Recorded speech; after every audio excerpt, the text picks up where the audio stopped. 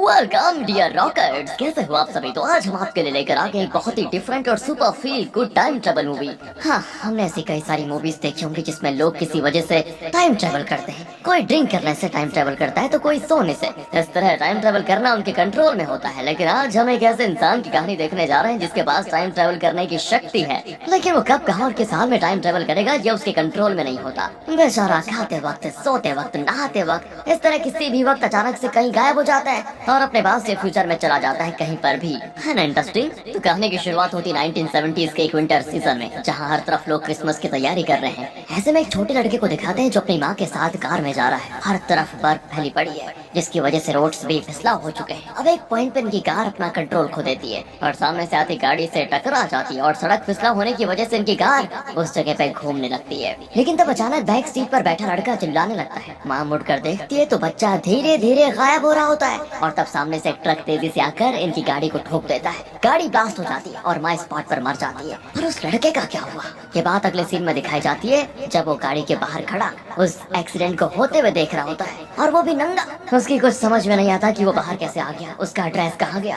वो रोते हुए अपनी माँ को पुकारता है और कार के पास जाता है। तब एक आदमी आकर कहता है कि तुम्हारी माँ बेटा मर चुकी है, अब तुम उन्हें बचा नहीं सकते और तुम यही सोच रहे होंगे कि तुम खुद बचकर कैसे निकल गए। वैसे कि एक्सीडेंट से पहले ही तुम टाइम ट्रेवल करके गाड़ी से बाहर आ गए, इसलिए तुम्हारी आंखों के सामने तुम्हारी माँ एक्सीडेंट में मारी गई और लाइफ में इस पॉइंट से लेकर तुम टाइम ट्रेवल कर पाओगे। लेकिन तुम किस वक्त, कहाँ और किस टाइम में पहुंचोगे वो तुम्हारे कंट्रोल में नहीं होगा। किसी भी वक्त अचानक और ऑटोमेटिकली तुम्हारा टाइम ट्रेवल होता रहेगा। और अब तुम पूछोगे कि तुम कौन हो अंकल, तो सुनो, मैं कोई और नहीं, तुम हो। मैं तुम हूँ बेटा, जो फ्यूचर से टाइम ट्रेवल करके आया हूँ ताकि तुम्हें ये सब बता सकूं। कहकर वो गायब हो जाता है दोस्तों और सिर्फ उसका ड्रेस वहाँ पर गिरा पड़ा होता है। और इतनी देर जो ये दोनों बातें कर रहे थे, इनका नाम है हेनरी, बड़ा हेनरी और छोटा हेनरी। अगले सीन में हेनरी को दिखाते हैं जो कि एक लाइब्रेरी में काम करता है और अचानक से वो टाइम ट्रेवल करता है। खुद नहीं जानता कि वो कब टाइम ट्रेवल करेगा। और एक और प्रॉब्लम ये है दोस्तों कि जब वो टाइम ट्रेवल करता है तो उसका ड्रेस उसके साथ टाइम ट्रेवल नहीं करता, वो उसी जगह पर गिर जाता है। और आज भी वो टाइम ट्रेवल करके छोटे हेनरी से मिला और वापस फ्यूचर में आ गया, लेकिन बिना ड्रेस के। इस वजह से वो हमेशा अपने पास एक सैड ड्रेस लेकर घूमता है और कभी कभी जब वो ऐसी तैयारी नहीं करता तो नंगा ही टाइम ट्रेवल करता है और जहाँ वो पहुँचता है वहाँ किसी घर का ताला तोड़कर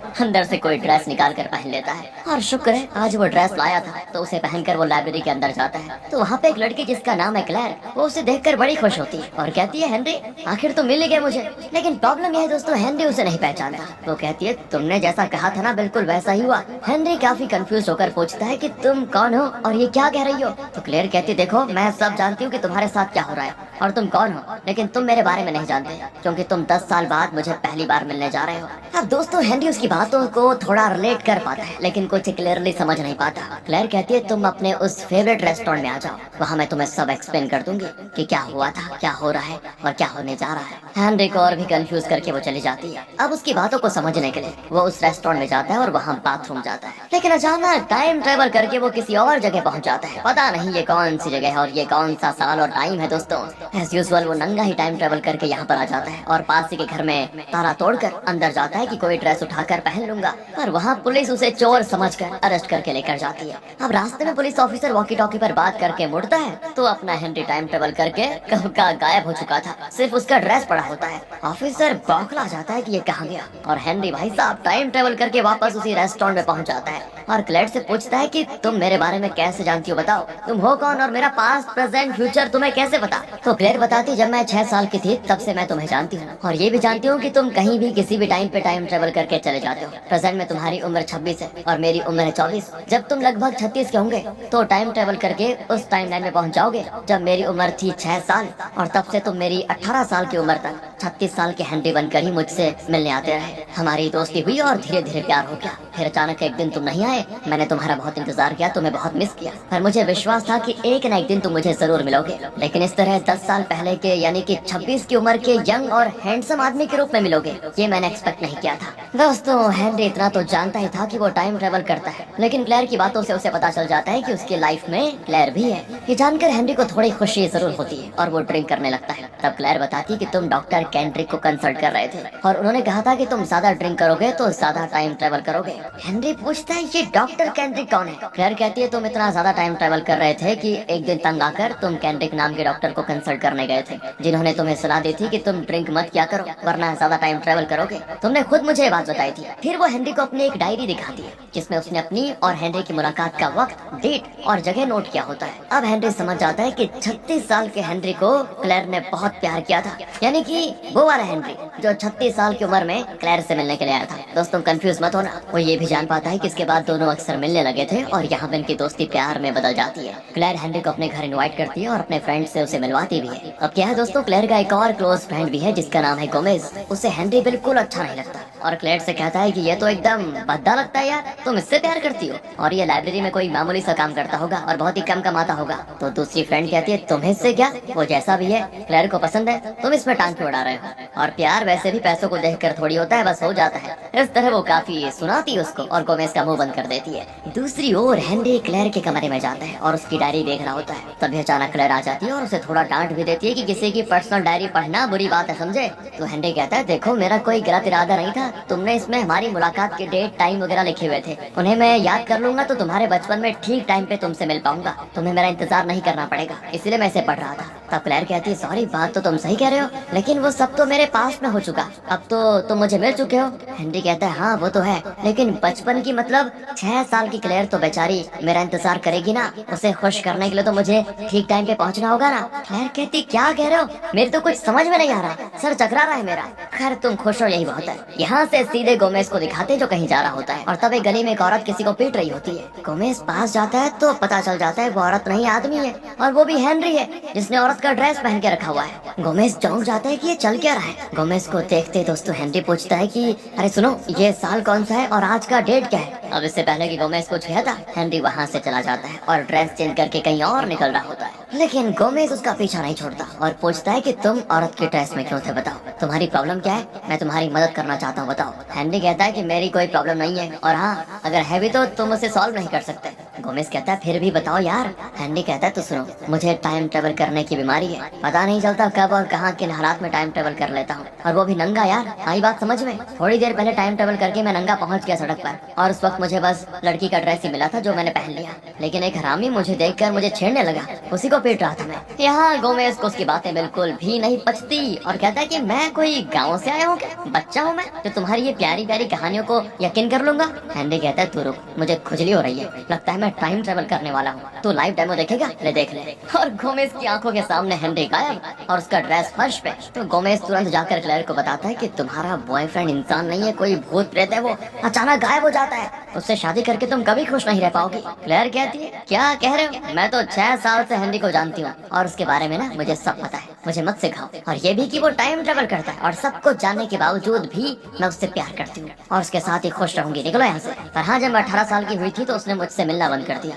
मैं उसे बहुत मिस करने लगी थी, पिछले 6 सालों में हर रोज उसकी राह देखती रही और अब जाकर वो मुझे मिला है, इस बार मैं उसे खोना नहीं चाहती। दूसरी ओर हेनरी टाइम ट्रेवल करके पास्ट के उस टाइम लाइन में पहुंच जाता है जब उसकी माँ जिंदा थी, वो ट्रेन में जा रही होती है। हेनरी उनसे ये तो नहीं कह सकता कि मैं आपका बेटा हूँ, फ्यूचर से आया हूँ, क्योंकि उस टाइम लाइन में हेनरी की उम्र थी 3 साल और माँ यकीन करेंगी नहीं, है ना दोस्तों। इसलिए वो एक अजनबी की तरह अपनी माँ से मिलता है और उनसे बातें भी करता है। असल में हेनरी की माँ एक सिंगर थी, तो हेनरी कहता है मैं आपका बहुत बड़ा फैन हूँ, और फिर वो एक गाना गाकर सुनाता है जो उसकी माँ ने गाया था। माँ कहती मैं उतनी भी फेमस नहीं हूँ कि कोई मुझे पहचान ले, तुम पहले इंसान हो जिसने मुझे देखते ही पहचान लिया। हेनरी कहता है मैं आपको पहले भी देख चुका हूँ और आपके सारे गाने सुनता हूँ, वैसे मेरा नाम हेनरी है। माँ कहती है अच्छा, मेरे बेटे का नाम भी हेनरी है, वो सिर्फ 3 साल का है। हेनरी कहता है कि आपको देख कर ना सच में मुझे मेरी माँ की याद आ जाती है, बिल्कुल आप जैसी दिखती थी वो, आपका बेटा बहुत लकी है जो आप जैसी माँ मिली है उसे। इस तरह काफी सेंटिमेंटल बातें करके वो निकल जाता है और टाइम ट्रेवल करके प्रेजेंट में आ जाता है। अब वो अपने पापा से मिलने जाता है जो कि हेनरी की टाइम ट्रेवल वाली प्रॉब्लम को जानते हैं। हेनरी उनसे कहता है कि मैंने पास्ट में माँ को देखा था और मैं कैसे भी करके उन्हें उस कार एक्सीडेंट से बचाना चाहता हूँ, लेकिन मुझे कोई रास्ता नहीं सूझ रहा। ये सुनकर पापा को भी माँ की बहुत याद आती है और वो बड़े दुखी होते हैं, लेकिन अपने बेटे को हिम्मत देते हैं कि जो हो चुका है उसके बारे में सोचकर अपना दिल भारी मत करो बेटा, मूव ऑन कर लो। वैसे दोस्तों हेनरी तो क्लेयर से शादी करना चाहता है और यही बताने के लिए वो यहाँ पर आया है, और साथ ही वो माँ का वेडिंग रिंग भी लेने के लिए आया, क्योंकि शादी में वो क्लेयर को वही रिंग पहनाने वाला है। पापा पूछते हैं क्या क्लेयर तुम्हारी प्रॉब्लम को जानती है क्या? हेनरी कहता है कि हाँ पापा, मेरे बारे में सब जानती है और वो खुद मुझसे शादी करना चाहती है। और फिर दोस्तों दोनों परिवारों की सहमति के साथ हेनरी और क्लेयर की शादी होने वाली है। कुछ ही देर में शादी है, लेकिन अचानक हेनरी के पूरे शरीर में खुजली हो जाती है। हे भगवान, इस टाइम भी टाइम ट्रेवल करेगा क्या ये? यही सोचकर हेनरी जल्दी से अपने कमरे में जाकर बाथरूम के अंदर चला जाता है। अब वो गोमेज वहाँ पे जाता है और आवाज देता है कि क्या मजाक है हेनरी, रिंग पहनाने का वक्त हो गया और तुम बाथरूम में बैठे हो। कहकर वो बाथरूम में आता है तो वहाँ हेनरी नहीं होता, सिर्फ उसका कोट सूट पड़ा होता है। अब गोमेज टेंशन में होता है कि अब मैं बाहर जाकर खड़े लोगों को क्या बताऊं। इसी बीच हेनरी की बहन दरवाजा पीटती है कि सब इंतजार कर रहे हैं, हेनरी जल्दी आ जाओ। लेकिन दोस्तों खुशकिस्मती से हेनरी वापस आ जाता है और जल्दी से ड्रेस वगैरह पहनता है। लेकिन जब वो गायब हुआ था तो एकदम यंग था, लेकिन अब लगता है उसकी उम्र जरा बढ़ गई है और सफेद बाल भी निकल आए हैं। बाकी लोग भी हैरान होते हैं कि जब दूल्हा ड्रेस चेंज करने गया तो यंग था, लेकिन अब जरा बूढ़ा हो गया। क्यों? पता है दोस्तों क्या हुआ? असल में 26 साल का हेनरी टाइम ट्रेवल करके कहीं और जाकर फंस गया लगता है, और इस दौरान 36 साल का हेनरी टाइम ट्रेवल करके किसी तरह यहाँ पहुँच गया। ओह, घपला हो गया यार। वैसे हेनरी कहाँ किस वक्त टाइम ट्रेवल करेगा ये उसके कंट्रोल में तो है नहीं, फिर वो ठीक शादी में कैसे पहुँच गया? सोच रहे हो ना आप यही? हाँ, मैं भी वही सोच रहा हूँ, और फिलहाल तो इसकी वजह पता नहीं क्या है, शायद आगे पता चलेगी। खैर, तो यहाँ पे शादी हो जाती है और फिर दोनों कमरे में आते हैं। अब सुहाग रात है तो हेनरी खुशी के मारे बेड पर कूदता है, लेकिन अचानक सिर्फ उसका ड्रेस बेड पर गिरता है, मतलब वो टाइम ट्रेवल करके चला गया कहीं। क्लेयर का चेहरा मुरझा जाता है कि लो, हो गई सुहाग रात। और अब हेनरी टाइम ट्रेवल करके एक जंगल में उस टाइमलाइन में पहुंच जाता है जब क्लेयर 6 साल की है, और हेनरी एक झाड़ के पीछे नंगा लैंड करता है। उससे कुछ दूर पर क्लेयर एक कंबल को बिछाकर खेल रही होती है, और तब हेनरी को क्लेयर की बात याद आती है जब उसने कहा था कि तुम 36 साल की उम्र में मुझसे मिलने के लिए आए थे और तब मैं 6 साल की थी। तो हेनरी भी समझ जाता है कि ये छोटी लड़की क्लेयर है। वो क्लेयर का नाम लेकर पुकारता है और कहता है मेरा नाम हेनरी है। तो वो चौंक कर मुड़ती है और पूछती है कि झाड़ी का भी नाम होता है क्या? हेनरी कहता है मैं झाड़ी नहीं हूँ, इंसान हूँ। अगर इंसान हो तो बाहर आकर बात क्यों नहीं करते, झाड़ी में क्यों छुपे हुए हो? तो हेनरी कहता है कि अरे वो इसीलिए क्योंकि मैं बर्थडे ड्रेस में हूँ, मतलब जैसा पैदा हुआ था वैसा हूँ। क्लेयर बहुत ही क्यूटली पूछती है कि तुम्हारा मतलब तुम नंगे हो क्या? हेनरी कहता है हाँ, मेरा ड्रेस कहीं खो गया है, तुम एक काम करो कि वो ब्लैंकेट मुझे दे दो ना प्लीज। तो क्लेयर भी ब्लैंकेट लेकर उसको दे देती है। हेनरी उसे उड़कर बाहर आता है तो क्लेयर पूछती है बिना ड्रेस के तुम झाड़ी के पीछे कर क्या रहे थे, और तुम हो कौन, और मेरा नाम तुम्हें कैसे पता? हेनरी कहता है मैं एक टाइम ट्रेवलर हूँ और मेरा नाम हेनरी है, मैं फ्यूचर से आ रहा हूँ। और तो क्या तुम सच में टाइम ट्रेवल करते हो? वो बिल्कुल मूवीज की तरह, बैक टू द फ्यूचर वाली मूवी, वो दादाजी कार में आते हैं वैसा वाला टाइम ट्रेवल? हाँ, लगभग वैसा वाला टाइम ट्रेवल, लेकिन ये थोड़ा अलग टाइम ट्रेवल है। पर क्लेयर कहती है तुम मुझे बच्चे समझकर ये उल्लू बनाने की कोशिश कर रहे हो, है ना? हेनरी कहता है नहीं नहीं, मैं ऐसा क्यों करूंगा, तुम्हारी आंखों के सामने टाइम ट्रेवल करूं? वो कहती है हाँ करिए जरा। लेकिन हेनरी कहता है काम करते हैं, जाने से पहले थोड़ा दोस्ती कर लेते हैं, फिर रोज मैं तुमसे मिलने के लिए आऊंगा और तुम्हें बता भी दूंगा कि अगली बार कब तुमसे मिलने आने वाला हो। तो फिर तुम ठीक उसी टाइम पे यहाँ पर आ जाना, और आते वक्त अपने पापा का पैंट शर्ट जरूर लेकर आना, क्योंकि मुझे उसकी जरूरत पड़ेगी। क्लेयर कहती ठीक है, और उसकी आंखों के सामने ही हेनरी गायब हो जाता है। क्लेयर हैरान होकर देखती हो ये तो सच में टाइम ट्रेवल करता है। इस तरह हुई थी दोस्तों क्लेयर और हेनरी की पहली मुलाकात। प्रेजेंट में क्लेयर हेनरी का बहुत देर इंतजार करती है और सो जाती बेचारी, और इस पॉइंट से इनकी मैरिड लाइफ में प्रॉब्लम्स शुरू हो जाती है, क्योंकि हेनरी अचानक गायब हो जाता है और पता ही नहीं चलता वो कब आएगा। कभी खाना खाते वक्त तो कभी सोते वक्त, कभी बाथरूम में, हर वक्त हेनरी के टाइम ट्रेवल करने का खतरा रहता है। वो क्लेयर के साथ वक्त नहीं बिता पाता। क्लेयर बहुत ही अकेली फील करती है, क्योंकि कभी कभी तो हेनरी गायब होने के 10 मिनट के बाद ही वापस आ जाता है, लेकिन दोस्तों कभी कभी 1 दिन 2 दिन तो कभी 1 हफ्ता लग जाता है। लेकिन इस बार तो क्रिसमस और न्यू ईयर सब खत्म होने के बाद, यानी 2 हफ्ते के बाद वो टाइम ट्रेवल करके प्रेजेंट में आता है। क्लेयर को ना बड़ा गुस्सा आ जाता है, क्योंकि उसने सोचा था कि वो हेनरी के साथ मिलकर क्रिसमस और न्यू ईयर सेलिब्रेट करेगी, लेकिन ऐसा कुछ हुआ ही नहीं। हेनरी कहता है कि चलो आज बाहर घूमने आते हैं, लेकिन क्लेयर मना कर देती है, क्योंकि वो 2 हफ्ते से हेनरी का इंतजार कर रही थी, लेकिन वो नहीं आया, और अब आया है तो क्लेयर को काम आ गया है, इसलिए वो जरा चिड़चिड़ी हो जाती है और कहती है यार मुझे नहीं जाना कहीं। लेकिन अब कैसे काम चलेगा दोस्तों, हेनरी कोई जानबूझकर तो टाइम ट्रेवल नहीं कर रहा, वो तो ऑटोमेटिकली टाइम ट्रेवल कर रहा है बेचारा। क्लेयर कहती है तुम तो घर पे रहते नहीं, मुझे घर के काम भी करने पड़ते हैं और ऑफिस का भी, और ये घर बहुत छोटा है, मैं घर से भी काम नहीं कर सकती, आज तो एक इम्पोर्टेंट मीटिंग है, मुझे ऑफिस जाना होगा, कहकर वो निकल जाती है। हेनरी भी सोचता है कि यार कोई बड़ा घर खरीद लेता, लेकिन उतने पैसे नहीं है मेरे पास। तो हेनरी को एक आइडिया आता है, अगली बार जब वो टाइम टाइम ट्रेवल करता है तो उसी टाइम लाइन का एक winning lottery ticket number note कर लेता है और प्रेजेंट में लौटने के बाद उसी नंबर वाले टिकट को खरीद लेता है और लॉटरी में वो $5 मिलियन भी जीत जाता है। और फिर दोस्तों उससे वो एक बहुत ही बड़ा घर खरीद लेते हैं और घर की हाउस वार्मिंग सेरेमनी के लिए वो फ्रेंड्स वगैरह को इनवाइट करते हैं। सभी खूब एंजॉय कर रहे होते हैं कि अचानक कोई आवाज सुनकर वो हॉल में जाकर देखते हैं तो वहाँ फ्यूचर के किसी टाइम लाइन से हेनरी बुलेट इंजरी के साथ टाइम ट्रेवल करके यहाँ पर आ गया होता है। वो तड़प रहा होता है जिसको सब देखते हैं, यहाँ तक कि प्रेजेंट का हेनरी भी देखता है। मतलब फ्यूचर में किसी ने हेनरी को शूट किया और उस वक्त वो टाइम ट्रेवल करके यहाँ पर आ गया, लेकिन अचानक वो टाइम ट्रेवल करके यहाँ से भी गायब हो जाता है। अब दोस्तों प्रेजेंट वाले हेनरी और क्लेयर को डर लगता है कि फ्यूचर में हेनरी को कोई शूट करेगा और वो मरने के हालात में होगा। तो क्लेयर हेनरी को बताती है कि 36 की उम्र में तुम ज्यादातर मुझसे मिलने आते थे, उसके बाद 39 यानी कि 39 साल की उम्र में तुम एक बार मुझसे मिलने आए थे, लेकिन उसके बाद से तुमने मुझसे मिलना बंद कर दिया। अब या तो उसके बाद तुम्हारी टाइम ट्रेवल करने की ये प्रॉब्लम नहीं रही होगी या फिर तुम्हें कुछ हो गया होगा जिसकी वजह से तुम मुझसे मिलने नहीं आए।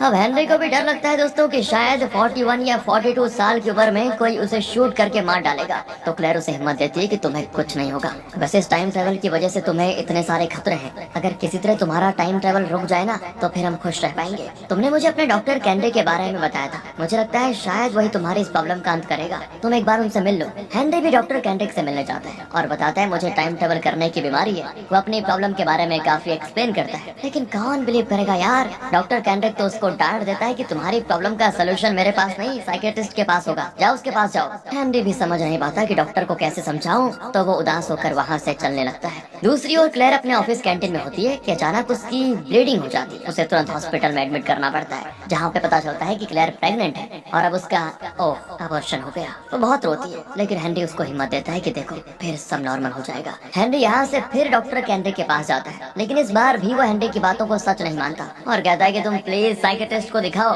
हेनरी कहता है कि देखिए मैं फ्यूचर में जाकर आपके बारे में कुछ बातें जानकर आया हूँ, लेकिन डॉक्टर कैंडे को उसको अनसुना करके जाने लगता है। हेनरी कहता है आपने द ग्रैंड हॉस्पिटल में नौकरी के लिए अप्लाई किया था, वो बात आपके अलावा कोई और नहीं जानता, राइट? आपको काम मिल जाएगा और तब मैं आकर आपसे मिलूंगा, कम से कम तब तो आपको मेरी बात का यकीन करना ही पड़ेगा। कहकर हेनरी चला जाता है और जैसा हेनरी ने कहा था डॉक्टर कैंडे को वो नौकरी मिल जाती है और तब हेनरी उससे मिलने जाता है। तो डॉक्टर को भी हेनरी की बातों पर थोड़ा थोड़ा विश्वास हो जाता है। वो कहता है कि ठीक है तुम अपनी बात बताओ। हेनरी उसको सब कुछ बताता है। तो डॉक्टर कैंडे को उसके कुछ टेस्ट करता है और आखिर में MRI स्कैन करता है, तो बीच में ही हेनरी की बॉडी स्कैनर से गायब हो जाती है, सिर्फ कपड़ा बच जाता है। डॉक्टर भी परेशान चौंक जाता है पूरी तरह। फिर स्कैन के आधार पर वो हेनरी को बताता है कि टाइम ट्रेवल करने से पहले तुम्हारे ब्रेन में एक तरह का मैग्नेटिक फील्ड पैदा होता है, ये एक जेनेटिक कंडीशन लग रही है, मतलब तुम्हारे जीन्स में टाइम ट्रेवल करने की शक्ति है, इसीलिए तुम बचपन से टाइम ट्रेवलर हो। इसे कंट्रोल करना काफी मुश्किल है, लेकिन धीरे धीरे इसे कंट्रोल में लाया जा सकता है, पर उसके लिए तुम्हें खास तरह से ब्रेन को ट्रेन करना होगा,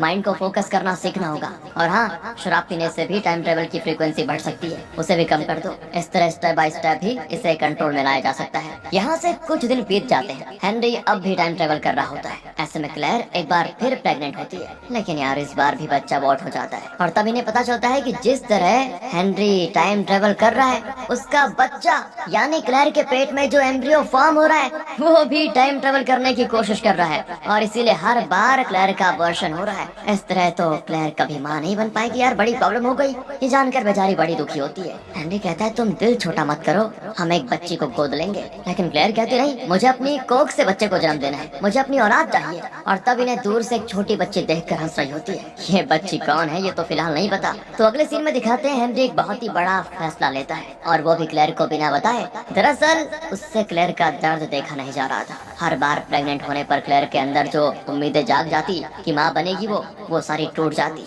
उससे हेनरी क्लेयर को छुटकारा दिलाना चाहता है, इसीलिए वो अपनी नसबंदी करवा लेता है। ऐसे में वो टाइम ट्रेवल करके पास्ट में चला जाता है जब क्लेयर 18 साल की थी। और दोस्तों जब क्लेयर एक बार आपको याद होगा 6 साल की थी, तब ये दोनों जिस जगह पे मिले थे ना वही इनके मिलने की जगह बन चुकी थी और फिलहाल भी हेनरी अभी वहीं पे क्लेयर से मिलने जाता है। हेनरी बहुत ही उदास दिखता है तो क्लेयर समझ जाती है जरूर फ्यूचर में कुछ बुरा हुआ है। वो हेनरी से बार बार पूछती है, लेकिन हेनरी उसे कुछ नहीं नहीं बताता, क्योंकि अगर वो क्लेयर को बताएगा कि फ्यूचर में उसने नसबंदी करवा ली और क्लेयर कभी माँ नहीं बन पाएगी, तो क्लेयर के सर पर पहाड़ टूट पड़ेगा और वो बहुत ही दुखी होगी। फिर हेनरी टाइम ट्रेवल करके प्रेजेंट में आ जाता है। अब दोस्तों आप कहोगे कि वो कैसे प्रेजेंट में आ गया? बस आ जाता है, उसका कंट्रोल नहीं है, लेकिन वो आ जाता है और क्लेयर को आखिर बता ही देता है कि मैंने नसबंदी करवा ली। सुनकर क्लेयर टूट जाती है और हेनरी पर चिल्लाती है, बहुत गुस्सा करती है, बहुत ही परेशान होती है वो। रात हो जाती है और दोनों अलग अलग बेड पे सोए होते हैं। तो रात को क्लेयर को एक फोन कॉल आता है और उस तरफ से बोल रहा होता है पास्ट का हेनरी, यानी 26 साल का हेनरी। वो क्लेयर को कार में एक जगह आने को कहता है। क्लेयर भी वहाँ जाती है। वो वाला हेनरी पूछता है कि तुम उदास क्यों हो? तो क्लेयर उसे सब बताती है और कहती है इस बात पर सुबह से हम दोनों के बीच झगड़ा हो रहा था। हेनरी कहता है तुम दुखी मत हो, 36 के हेनरी ने नसबंदी करवाई है, मैंने तो नहीं। तुम्हें माँ बनना है तो तुम जरूर बनोगी। इसके बाद दोस्तों दोनों इंटीमेट होते हैं और अब भी क्लेयर 36 साल के हेनरी के साथ ही रह रही है। वैसे इस बीच 2 साल गुजर गए, तो अब हेनरी की उम्र है 38 ईयर यानी 38 साल। एक दिन क्लेयर बड़ी खुश नजर आती है, तो हेनरी पूछता है आज तुम्हारा चेहरा इतना खिला हुआ क्यों लग रहा है? ऐसी क्या खुशखबरी है? क्लेयर कहती है मैं प्रेग्नेंट हूँ। ये सुनकर तो हेनरी की धड़कनें रुक जाती है कि ये कैसे हो सकता है। क्लेयर कहती पहले पूरी बात तो सुन लो और मुझ पर शक मत करो। शायद तुम भूल गए होंगे कि जब तुम 26 साल के थे तब तुम टाइम ट्रेवल करके कार में मुझसे मिले थे। इस बात को हुए सिर्फ 1 महीना हुआ है, लेकिन तुम्हारे लिए तो वो 10 साल पहले हुआ था, तो इसीलिए तुम्हें याद नहीं होगा। खैर तब मैं और तुम इंटीमेट हुए थे और उसी वजह से अब मैं प्रेग्नेंट हूँ। हेनरी कहते हैं अगर ये बच्चा भी अबॉर्ट हो गया तो क्या होगा? क्लेयर कहते ये मेरी आखिरी कोशिश है, अगर इस बार भी अबॉर्ट हुआ तो फिर जैसा तुम कह रहे थे हम एक बच्चे गोद ले लेंगे। और इस बार दोस्तों क्लेयर के पेट में जो बच्ची है वो बहुत ही हेल्दी होती है और अब क्लेयर 8 महीने की प्रेग्नेंट है। दोनों बड़े खुश होते हैं। अगले सीन में हेनरी टाइम ट्रेवल करके एक म्यूजियम में पहुंच जाता है। उसे नंगा देखकर लोग उसे तमाशे की तरह देखकर बड़े हंस रहे होते हैं। हेनरी भी जल्दी से भागकर कहीं से पैंट शर्ट निकाल कर पहन लेता है। पता नहीं दोस्तों ये कौन सा साल है, पास्ट है या फ्यूचर? हेनरी बड़ी कंफ्यूजन में जा रहा होता है कि अचानक एक छोटी लड़की हेनरी को पापा कहकर उससे लिपट जाती है। अब हेनरी का कंफ्यूजन देखकर वो कहती है डरो मत पापा, मैं अल्बा हूँ आपकी बेटी। तो हेनरी समझ जाता है कि वो टाइम ट्रेवल करके फ्यूचर में आया है और उसकी बच्ची पैदा भी हो गई है, उसे कोई खतरा नहीं हुआ। हेनरी बड़ा खुश होता है और फ्यूचर के इस टाइमलाइन में अल्बा की उम्र है 10 साल। और दोस्तों आपको याद होगा एक बार हेनरी और क्लेयर बच्चे गोद लेने के बारे में बात कर रहे थे, तब एक छोटी लड़की इन्हें देखकर हंसी थी। वो लड़की कोई और नहीं हेनरी की बेटी थी जो फ्यूचर से पास्ट आकर इनको देख रही थी। असल में टाइम ट्रेवल करना हेनरी के जीन्स में है, तो उसकी बेटी यानी अल्बा को भी टाइम ट्रेवल करने की शक्ति मिली है। जब अल्बा ये सब हेनरी को बताती है ना तो हेनरी उदास हो जाता है, क्योंकि उसे दुख है कि टाइम ट्रेवल की वजह से उसे खुद जो प्रॉब्लम्स हो रही है वो उसकी बेटी को भी होगी। तब अल्बा कहते कि पापा ज्यादा सैड होने की जरूरत नहीं है, क्योंकि मैं आपके तरह टाइम ट्रेवल कर सकती हूँ, लेकिन आप जिस तरह बिना कंट्रोल के टाइम ट्रेवल करने पे मजबूर है ना, मेरे हालात उतने बुरे नहीं है। मैं कंट्रोल कर सकती हूँ कि मैं कब कहाँ और किन हालात में टाइम ट्रेवल करूँ। मैं अपनी मर्जी के टाइम पे और मर्जी की जगह पे टाइम ट्रेवल कर सकती हूँ। तो हेनरी पूछता है एक बात बताओ, तुमने ये टाइम ट्रेवल को कंट्रोल कैसे करना सीखा? अल्बा कहती वो तो नहीं पता पापा, शायद मैं आपका अपडेटेड वर्जन हूँ और तो और प्रेजेंट में मैं दादी जी के साथ ही ज्यादा से ज्यादा वक्त बिताती हूँ और मुझे दादी जी को देखने का बड़ा मन किया, इसीलिए मैं टाइम ट्रेवल करके पास्ट में चली गई और मैंने उन्हें स्टेज पे गाते हुए देखा और सुना। दादी जी सच में बहुत ही अच्छा गाना गा रही थी, लेकिन क्या करें उनकी किस्मत ही बुरी थी कि वो कार एक्सीडेंट में मारी गई। दोस्तों लगता है ये नटखट बच्ची पास्ट और फ्यूचर में टाइम ट्रेवल करने के अलावा और कुछ करती ही नहीं है। वो टाइम ट्रेवल करके अपनी और अपने परिवार के बारे में सब कुछ जान चुकी है। हेनरी मजाक करता है कि अच्छा तो तुम बस टाइम ट्रेवल ही कर रही हो, स्कूल नहीं जाती क्या? होमवर्क कौन करेगा? अल्बा कहती है अरे पापा स्कूल तो मैं जाती हूँ, बस फ्री टाइम में टाइम ट्रेवल करती हूँ, लेकिन इस प्रेजेंट में मैं आपको बहुत मिस करती हूँ। हेनरी उसकी बात समझ जाता है, क्योंकि हेनरी खुद जानता है कि 40 की उम्र के बाद कोई उसे गोली मार देगा और वो मर जाएगा। अल्बा बताती है कि जब मैं 5 साल की थी तब आपके साथ वो घटना हुई थी। इस वाले टाइमलाइन में मैं आपको बहुत मिस करती हूँ पापा। इतने में अल्बा की टीचर उसे बुलाती है, क्योंकि वो स्कूल से म्यूजियम देखने के लिए आई थी। ओके पापा, मैं पास्ट में आकर आपसे मिलूंगी, ये कहकर अल्बा भाग जाती है। हेनरी वापस प्रेजेंट में आ जाता है और क्लेयर को बताता है कि तुम्हें पता है हमारी बेटी का नाम अल्बा है, वो भी टाइम ट्रेवल कर सकती है, लेकिन मेरी तरह अनकंट्रोल टाइम ट्रेवल नहीं कर सकती, कंट्रोल में कर सकती है। और मुझसे उसने बहुत ही क्यूटली बातें की पता है। ये सुनकर क्लेयर बड़ी खुश होती है कि उसकी बच्ची सही सलामत पैदा हो जाएगी